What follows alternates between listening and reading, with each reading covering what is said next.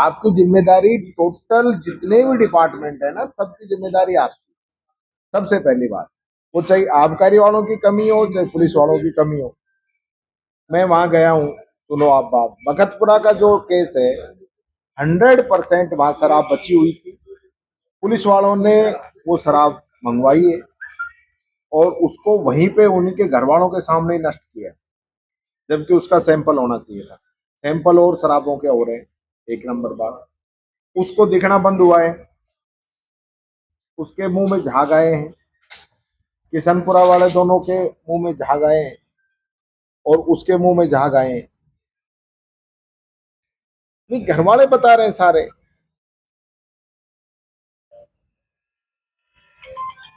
किसने लिखित में दिया है?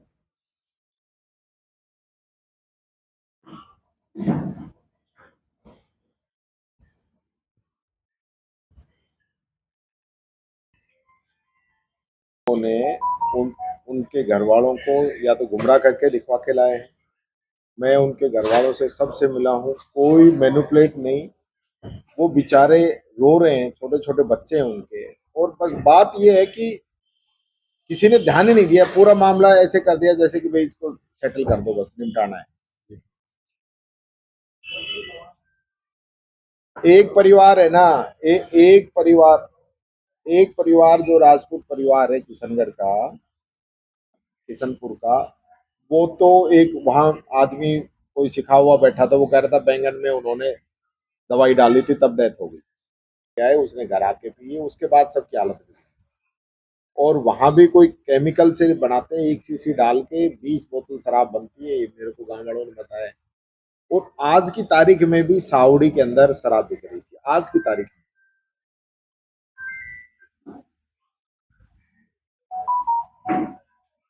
कोई नहीं कर रहे। नहीं नहीं नहीं, जो झूठ बोल रहे हैं। सड़क पे गाड़ी जाती है इनकी, इससे आगे जा नहीं रहे।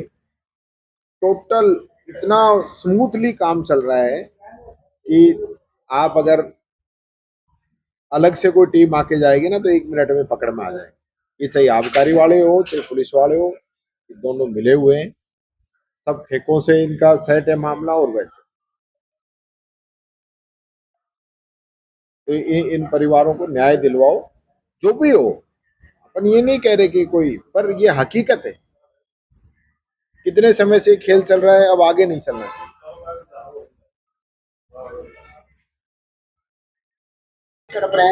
तो क्या देखिए, आप लोग करवा नहीं पा रहे। देखिए, मैं एक बात कहना चाहूंगा, जो हम लगातार कह रहे हैं कि संविधान पे हमले हो रहे हैं, संविधान पे हमले हो रहे हैं।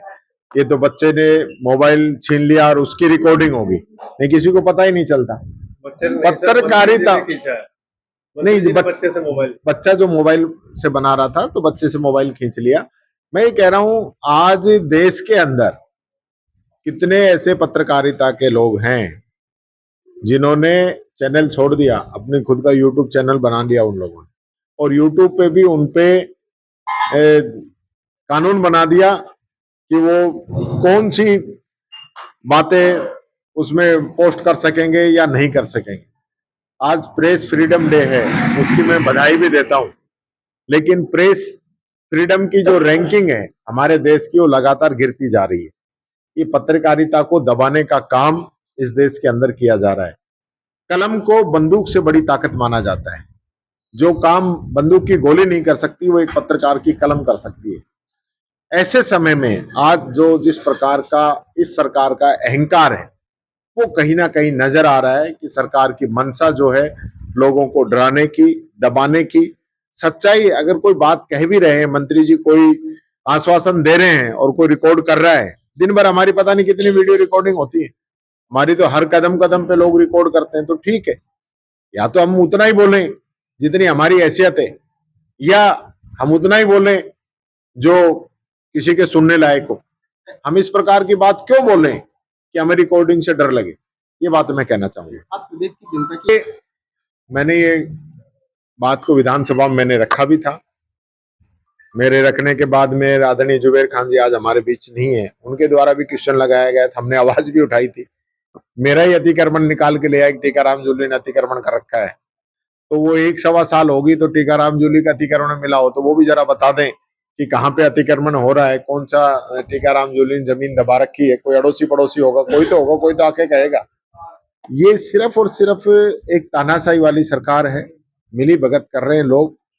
सरकार नहीं, सर्कस चल रहा है, बंदोबस्त के अंदर ये लोग लीन हैं। इनको पता ही नहीं कि हो क्या रहा है प्रदेश के अंदर।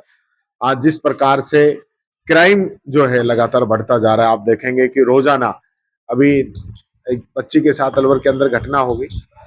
कल उसके लिए एबीवीपी के लोग भी उसके लिए प्रदर्शन कर रहे थे, कोचिंग के बच्चे प्रदर्शन कर रहे थे, लेकिन सुनने वाला कौन है? विपक्ष क्यों भूमिका नहीं निभाता? जिस तरीके विपक्ष लगातार, देखिए जितना विरोध हम कर रहे हैं इससे ज्यादा विरोध कोई कर नहीं सकता। आज तक का रिकॉर्ड निकाल के देख लेना, टीकाराम जूली रोजाना जो है इस सरकार की कमियों को उजागर करता है। पर डे कोई ऐसा दिन नहीं जाता होगा जब हम इनकी कमियों को उजागर नहीं करते हो।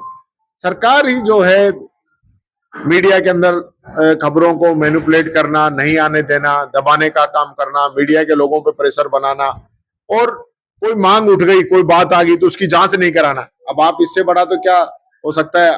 6 से लेकर 8 लोगों की जान चली गई और सरकार को कोई 1% भी यही नहीं है कितने लोग हमारे यहाँ पे मर गए शराब से। तो सरकार को तो चिंता ही नहीं है ना आम जनता की हालत। मैं इनकी पूरी मदद करूंगा, मैं कोई चुप बैठने वाला नहीं हूँ। सरकार को मानना पड़ेगा, जांच करानी पड़ेगी, पीड़ित परिवारों को मुआवजे की व्यवस्था भी कराऊंगा। जहरीली शराब का संदेह है, अभी आप विजिट करके आए हैं, क्या पूरा मामला समझ में आ रहा है? प्रशासन ने पूरे मामले पर लिपापोती कर दी है? देखिए 100% प्रशासन ने इसमें लिपापोती की है। मैं कोई पॉलिटिकल बात नहीं बोल रहा, मैं वहां पे गया हूं, सभी लोगों से मिला हूं और पूरे परिवारों ने ये बात को माना है कि सबने शराब पी थी। ये भी माना है कि सब लोग एक जगह दूसरे गांव, जो पैतपुर गांव है, वहां जाके शराब पी के आते हैं। ये भी सबने माना है। और यही नहीं, इनके अलावा भी आसपास के गांवों से कई समाचार मुझे मिले हैं कि वहां भी इस तारीख के दौरान शराब पीने से डेथ हुई है। जो सिम्टम है, अंधा होना, नहीं दिखना, जहरीली शराब के लक्षण है।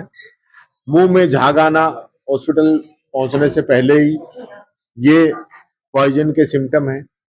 और जो परिवार के लोग बता रहे हैं, पड़ोसी बता रहे हैं, उन सब से 100% ये है कि यहाँ पे जो शराब है वो कहीं और निकाली जाती है और ज्यादातर बता रहे थे केमिकल की कोई शीशी आती है जो इतनी शीशी में 20 बोतल शराब बन जाती है और फिर वो शराब अलग अलग जगह पे सप्लाई की जा रही है, जिससे डेथ हुई है। आपकी विधानसभा क्षेत्र है, सारे कार्यकर्ता सक्रिय हैं आपके यहाँ पर, किस तरह का नेटवर्क समझ में आ रहा है और क्या प्रशासन को कार्रवाई करनी चाहिए थी और प्रशासन ने जो किया है क्या उससे संतुष्ट है? देखिए प्रशासन को सबसे पहले पोस्टमार्टम कराना चाहिए था, उच्च स्तरीय जांच करानी चाहिए थी। यहाँ जो नीचे लेवल पे जो अधिकारी कर्मचारी हैं, उन लोगों ने अपनी आफत टालने के लिए लिपापोती कर दी, प्रशासन को गुमराह किया। मैं समझता हूँ, मेरी कलेक्टर साहब से बात हुई, उन्होंने भी मेरे को बताया कि ये जो डेथ है ये नेचुरल डेथ है, जबकि मैं ये कहना चाहूंगा उनको भी गुमराह किया गया है। मैं अभी हाई लेवल पे जयपुर अधिकारियों से बात करूंगा, बड़ी लेवल पे कमेटी इसके लिए बने, ये मांग करूंगा। परिवार के लोगों की मदद हो, गरीब परिवार है, एक परिवार तो ऐसा है जिसके छप्पर ही है, एक परिवार ऐसा है छोटे छोटे 3 बच्चे हैं, उनका कौन है? सरकार को मदद करनी चाहिए। आबकारी विभाग के अंदर ज्यादा उम्र नहीं है, 40-45 साल के लड़के हैं। आबकारी विभाग के अंदर बजट भी काफी है। मैं समझता हूँ इन नवजीवन योजना का काफी पैसा, सैकड़ों हजारों करोड़ रुपए उस योजना के अंदर है, जिसमें से इन परिवारों को मुआवजा दिया जाना चाहिए।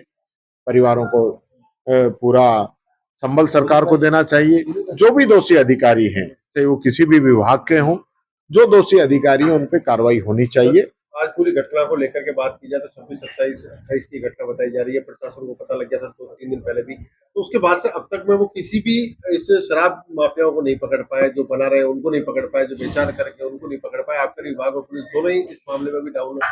मुझे दुख इस बात का भी है कि आज भी वहां किसी ने बताया कि साहब आज भी शराब बिकी है।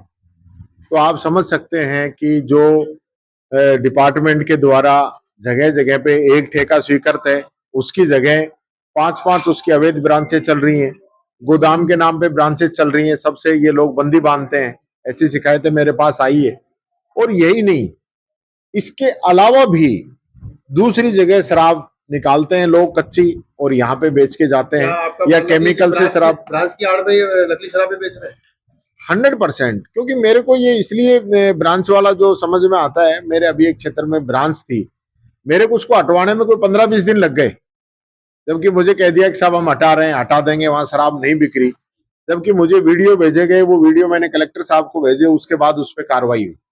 तो ये लोग सब मिली भगत करके पूरा जो रैकेट चल रहा है, हर एक ब्रांच से 5-5, 10-10 हजार रुपए उगाए जाते हैं, हर विधानसभा में 100-200 ब्रांचेज इस प्रकार के अवैध चलवाते हैं और सब लोग मिले हुए हैं। मैं कहना चाहूंगा इसमें बड़े स्तर पे कार्रवाई की जरूरत है। मैंने विधानसभा में भी इस बात को लेकर कहा था, वहां इसका जवाब देते हुए हमारी उप मुख्यमंत्री दिया कुमारी जी ने मुझे आश्वस्त भी किया था कि जहां पे भी शिकायतें आएंगी तो हम कार्रवाई करेंगे। तो यहाँ पे शिकायतें आई है, मैं मीडिया के माध्यम से डिप्टी सीएम साहिबा को भी कहना चाहूंगा कि इस पे एक्शन लें, बड़े लेवल पे कमेटी बने और जो भी दोषी उनके खिलाफ कार्रवाई हो और पीड़ित परिवार को उचित मुआवजा सरकार को देना चाहिए।